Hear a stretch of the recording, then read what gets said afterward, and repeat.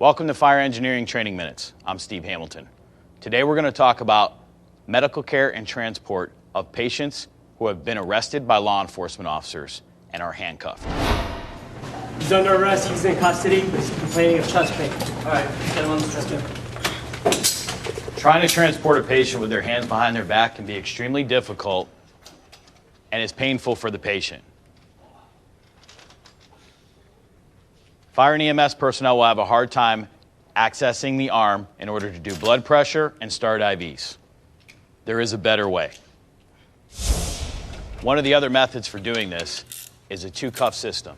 We have one handcuff down to the rail, one handcuff up above. The patient is restrained. They can't move.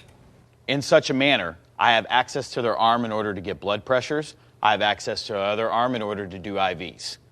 This is a lot more comfortable for the patient and in reality causes less damage to their wrist from the hard restraints of handcuffs. Another option is to use the patient's belt if they're wearing one to put the handcuffs in between and then secure the patient. In this manner, the patient cannot raise their arms up. Essentially, you still have them in custody. Their arms are in the front and you still maintain positive control.